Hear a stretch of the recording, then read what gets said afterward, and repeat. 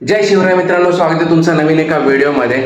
तर जवळपास आता रक्षाबंधन जवळ आले. 2 दिवसावरती रक्षाबंधन आहे. आज शनिवारी आणि मला वाटतं 19 तारखेला सोमवारी रक्षाबंधन आहे. ऑलमोस्ट आपले जे रक्षाबंधनचे राखीचे ऑर्डर्स होते ते डिस्पॅच झालेत, कस्टमरपर्यंत पोहोचलेत आणि 2-3 ऑर्डर असे होते जे कस्टमर इथे येऊन घेणार होते. तर ते आपण पॅक करून म्हणजे ॲक्च्युली आपल्याकडे आले आहेत. ते ॲक्च्युली आपण स्वतः करत नाही, आपल्याकडे आर्टिस्ट आहेत जे राखीचे वगैरे रेझिनचं काम करतात.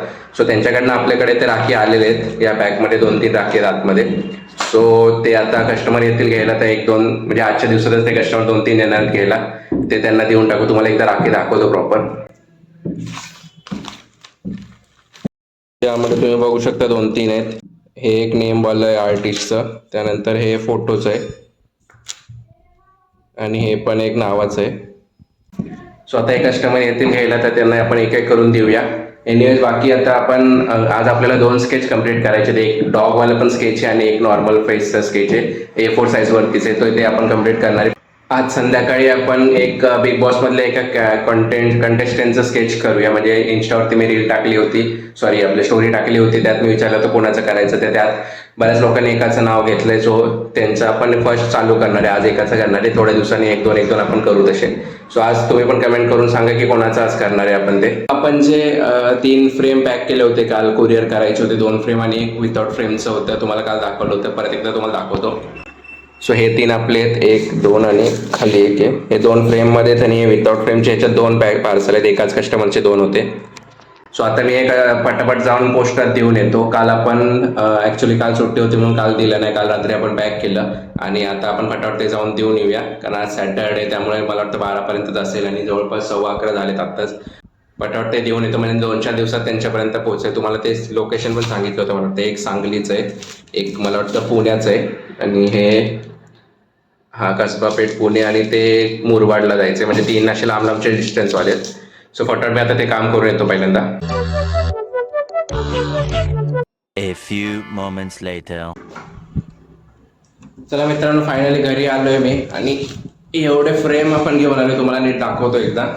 बाहेर जवळपास आता 12:15 झालेत. आपण किती मला वाटतं 11:15 वाजता गेलो होतो तिकडे आणि जवळपास पाऊण तास तर मला त्या पोस्टातच लागला. कारण आज बरीच गर्दी होती तिकडे आणि नॉर्मली तर असतेच गर्दी, पण आज जरा जास्त होती कारण ते रक्षाबंधनची पण काय ते पार्सल वगैरे जायचे आहेत ना, त्यामुळे लाईन बऱ्यापैकी मोठी होती. एनिवेज ते करून आलो आपण काम, पार्सल देऊन आलो आणि फ्रेम मी घेऊन आलो. ॲक्च्युली कालच्या व्हिडिओमध्ये मी तुम्हाला सांगितलं होतं, बघू शकता इथे 4-5 आहेत, इथे आहेत अजून. नीट तुम्हाला दाखवतो एकदा मी. सो 10 फ्रेम ॲक्च्युली मी घेऊन आलो विदाउट ग्लासचे. काल तुम्हाला जे सांगितलं होतं आपण विदाउट ग्लासचे पण ऑर्डर दिलेत. सो ते मी पटापट आता घेऊन आलो आहे. त्याचं कारण पण तुम्हाला माहिती आहे, आपण विदाउट ग्लासचे का घेतो, कारण त्याच्यात आपण 1 मिनिट तुम्हाला दाखवतो. ॲक्रेलिक शीट आपण ॲक्च्युली टाकतो. सो ही अशी ॲक्रेलिक शीट असते. आता याच्यावरती ते प्लॅस्टिकचं रॅपर आहे, ते काढलं की प्रॉपर अशी दिसते ती. सो हे आपण का टाकतो, कारण जे कुरिअरमध्ये आपण देतो, जे फ्रेम आज कसे कुरिअरमध्ये आपण दिलेत फ्रेमसोबत, सो त्याच्यामध्ये आपण ॲक्रेलिक शीट टाकतो. कारण कुरिअरचे म्हणजे ते कसेही नेतात ना, त्यामुळे ग्लास 100% तुटायचा चान्स असतोच ग्लासमध्ये. आणि ॲक्रेलिक शीट असेल तर तुटायचा काय प्रॉब्लेम येत नाही. बबल रॅप आपण प्रॉपर करतो आणि ॲक्रेलिक शीट फ्लेक्झिबल असते त्यामुळे तुटत नाही. फ्रेम तुटायचे चान्सेस असतात, पण ते आपण प्रॉपर अशी पॅकिंग करतो त्यामुळे फ्रेमला पण तुटायचं म्हणजे आपण पॉसिबिलिटी कमी करतो. आणि आतापर्यंत एकही स्केचची फ्रेम माझी तुटली नाही आहे. जवळपास 100 तरी मी आरामात केले असतील कुरिअर. पण जे इकडे येऊन घेणारे असतात ना, त्यांना मी आपण ग्लास सोबतच देतो आणि त्याच्यात जास्त फरक नाही. तुम्हाला जर बघायचं असेल, हे बघाल तुम्ही तर हे ॲक्रेलिक शीट आहे आणि इथे जर तुम्ही बघाल की इथे बघाल ना, तर हे ग्लास आहे ॲक्च्युली. तर दोन्हीमध्ये तुम्हाला इतका फरक दिसून येत नाही काय, नॉर्मल जर बघितलं तर. जर तुम्ही हात लावाल किंवा वजन केलं तर थोडंसं फरक पडतो, पण नॉर्मली जर बघायला गेलं तर सेमच दिसतं दोन्हीमध्ये. फक्त कुरिअरमध्ये तुटायची शक्यता असते, त्यामुळे आपण ग्लासमध्ये करत नाही. त्यामुळे मी विदाउट ग्लासची पण फ्रेम ऑर्डर करतो आणि ग्लासवाले पण आपल्याकडे असतात. जसे काल आपण 5 ग्लासवाले घेऊन आलो होतो. आता पटापट ज्यांची ऑर्डर आहे, जवळपास 10 पैकी 5-7 तर आताच संपणार आहेत, कारण बरेचसे ऑर्डर राहिलेत आपले ते द्यायचे. सो त्याचे फ्रेम जाणार आहेत पटापट आपले. बघू शकता टोटल आपण 10 विदाउट ग्लासचेवाले फ्रेम आता आणलेत आणि काल तुम्ही बघितलं असेल आपण 5 टोटल घेतले होते, त्यातले 3-4 संपलेत. बाय द वे बल्कमध्ये 7-8 ऑर्डरचे आपल्याला एक कस्टमरने दिले. ते कोणते ते मी इंस्टावरती रीलला टाकणार आहे, आपल्या वेबसाईटच्या जे ID आपण बनवलं आहे त्याच्यावरती. सो तिथे जाऊन तुम्ही बघू शकता जर हवा असेल तर.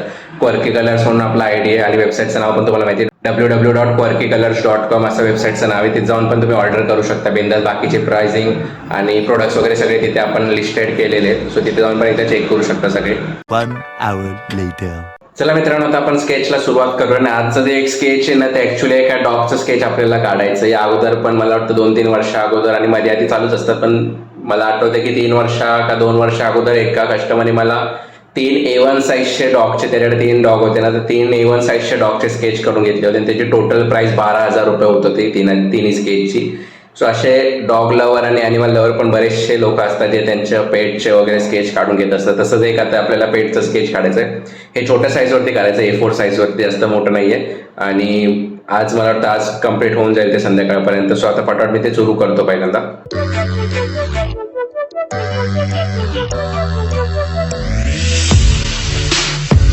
2 hours later. चला मित्रांनो, फायनली आपलं ते डॉगचं स्केच ऑलमोस्ट फिनिश झालेलं आहे. थोडं फिनिशिंग वगैरे लास्ट बाकी आहे, ते आता मी करून घेईन. आणि जवळपास संध्याकाळचे 6:30 वाजलेत आणि मग अशी मला वाटतं 3-3:30 वाजता मी सुरू केलं असेल हे काढायला. आणि ऑलमोस्ट आता फिनिश झालेलं आहे ते. नवीन अजून एक स्केच आपल्याला करायचं आहे, त्याची आउटलाईन मी आता करायला चालू करणार आहे आणि ते 9-9:30 पर्यंत मोस्टली फिनिश होईल असं वाटतंय. सो बघू आता त्याला किती टाइम लागतोय आपल्याला.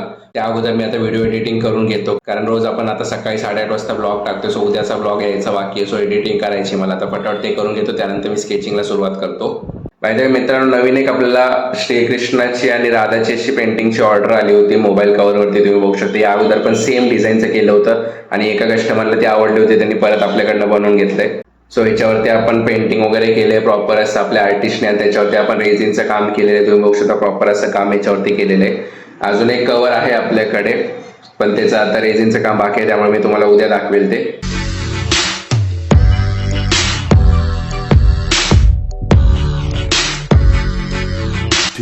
Hours later. चला मित्रांनो, फायनली आपलं दुसरं पण स्केच कम्प्लीट झाले. रात्रीचे 9:30 वाजलेत आणि आत्ताच्या दुसरा स्केच फिनिश झाले. थोडंसं फायनल फिनिशिंग वगैरे बाकी आहे त्याची, पण ऑलमोस्ट डन झाले दोन्ही पण स्केच. मगाशी आपण जे सकाळी डॉगचं काढलं ते पण फायनल फिनिशिंग बाकी आहे, ते पण आपण करून घेऊ.